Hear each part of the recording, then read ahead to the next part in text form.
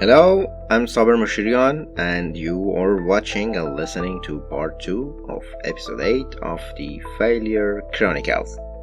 Just like in previous episodes, in this part we continue a fictional conversation with an AI-generated character based on the ideas of Friedrich Nietzsche. I asked two AI models to study Nietzsche's philosophy and respond to my questions as if they were Nietzsche himself, answering from his point of view. Now, you are about to hear my question and ask with this AI-generated version of Mr. Nietzsche.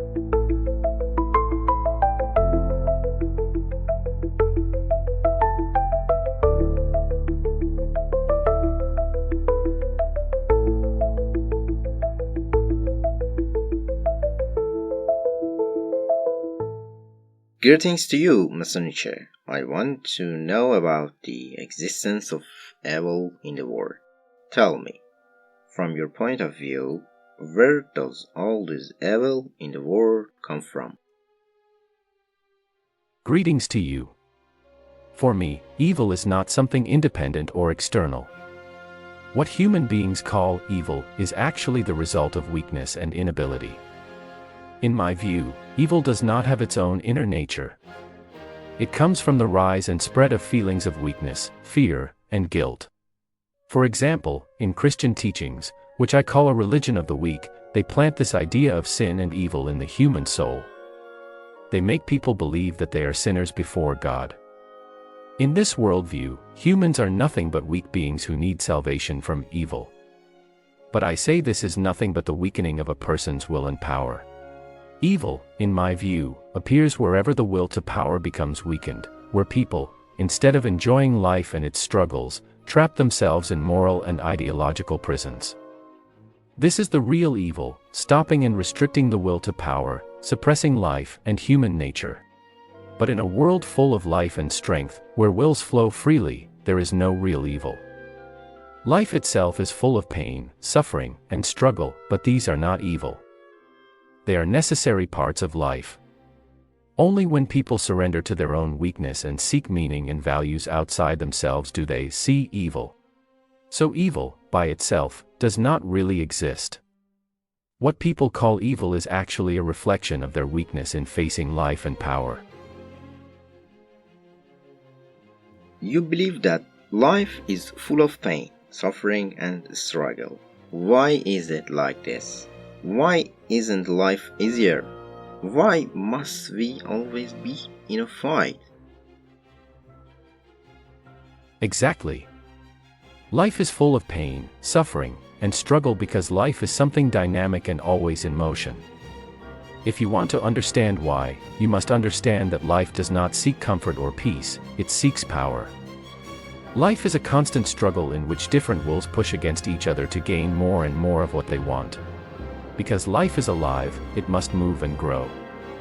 Every living being, from the smallest single-celled organism to humans, tries to survive and dominate its environment. This struggle is basic, the fight for space, for resources, for freedom, for power. If we think that life is supposed to be easy and peaceful, we are mistaken. We are not mostly fighting the outside world, we must fight ourselves, our inner weaknesses, fears, and limiting desires.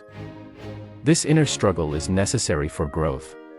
If life were easy and without pain, nothing would remain for us, nothing but laziness, lack of will, and finally emptiness. True life is when wills are growing and expanding, and that always brings conflict, pain, and challenges. Pain and suffering have always been with humans because they are part of the essence of life. Life is a battlefield that must be fully experienced. Only in this struggle can a person express their will to power. Mr. Nietzsche, do you believe in destiny, fate, or maybe luck? Let me ask better. Are the events in life based on chance, or are they predetermined? And how much control do we have over them? I do not believe in destiny or fate in the traditional sense. Instead, I believe in the idea of the eternal return, which means the endless repetition of life and events. This idea teaches us to live in a way that, if we had to repeat our life infinitely, we would not regret it. Events in our lives come from a combination of our will to power and external conditions. We actively shape the path of our lives, and through will and creativity we can influence our circumstances. Although some events may be outside our control, our reaction to them and the way we use them for growth is up to us. So I do not believe that luck or chance are the main forces shaping life. I believe that with our will and creativity, we can shape our lives and create new values. You always talk about something called the will to power. What does it mean? Please explain it as if I were a teenager and break down the idea for me.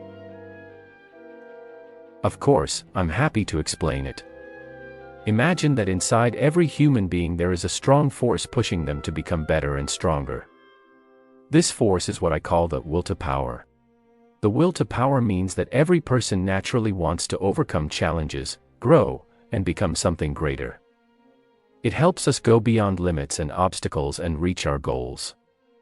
In other words, it is the inner force that pushes us toward success and progress. For example, when you try to get better grades or improve in a sport, it is your will to power moving you forward. It helps you learn from failures and become stronger. So the will to power is the inner force in each of us that pushes us toward becoming better and stronger. It helps us go beyond our limits and reach our goals. Mr. Nietzsche, imagine you had a deadly disease, which actually happened in your life. Or imagine you had committed a great crime, been exposed, and were sentenced to life in prison with hard labor in a terrible camp. This is a huge defeat. Would your will to power help you here? Yes. Even when facing the greatest challenges and defeats, the will to power can help us. It is the inner force that helps us overcome problems and grow through them. Even when everything seems lost, this will can help us find meaning and purpose. I myself had many physical problems. But they didn't make me stop thinking, creating, or growing. Instead, they pushed me deeper into life and philosophy. Even a life sentence with forced labor could become an opportunity to strengthen the will to power. Even in the hardest conditions, we can use our will to find meaning and create values. This will help us go beyond external limits and create something new. So the will to power can help in any situation.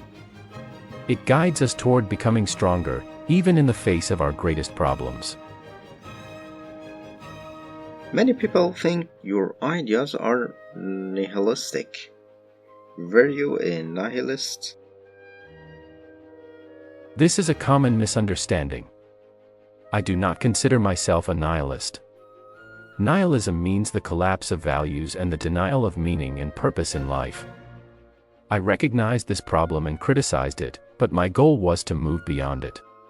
I believed that Western culture was moving toward nihilism because traditional religious values no longer worked for modern humanity. But instead of accepting this, I encouraged the creation of new values and strengthening the will to power. I told people to go beyond nihilism and see life as a work of art. So I identified nihilism as a problem, but my solution was creating new values and strengthening the will to power. What do you mean by new values? For example, what new values should replace which old one? The new values I propose should replace old traditional values that no longer work. But each person must create these new values for themselves. These values should come from the individual's own needs and desires, not from religious or traditional moral rules.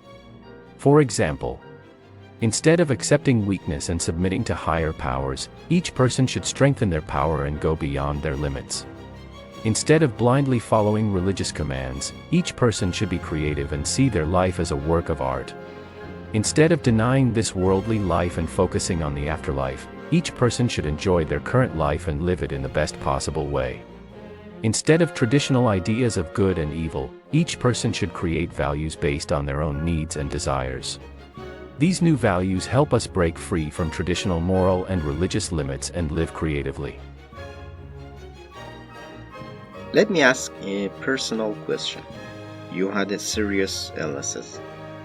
You were isolated from people. Did these problems ever make you think about suicide? Yes, I struggled with many physical and mental problems.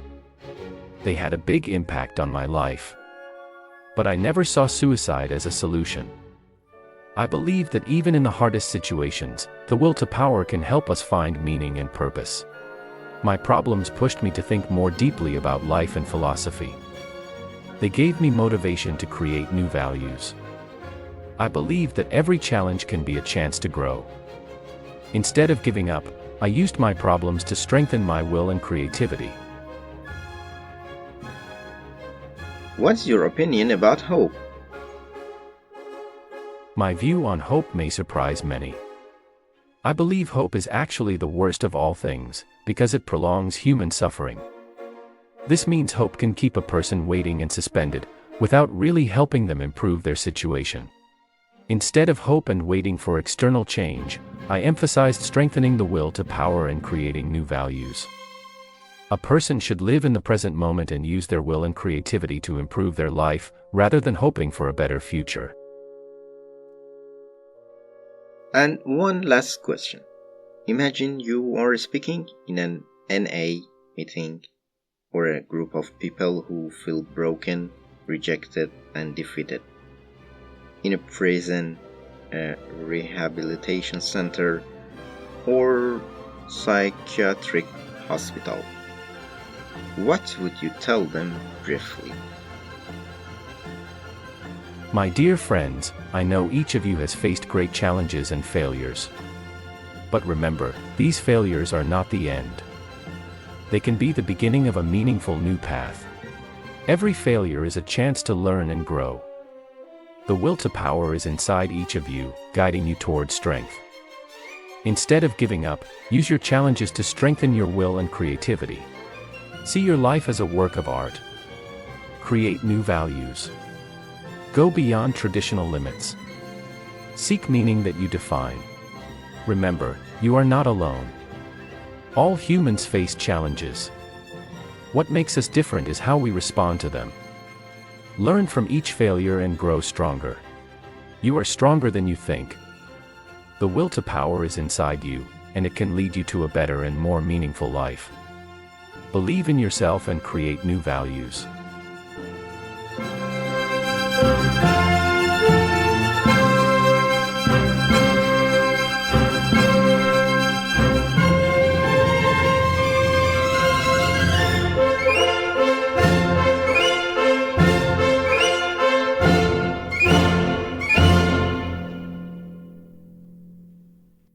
This was part 2 of episode 8 of the Failure Chronicles.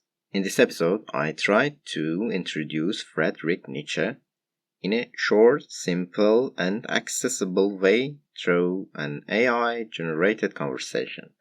I hope you enjoy it. If this episode was meaningful to you, please share it with your friend so it can reach more listeners. Thank you for being here. Take care and goodbye.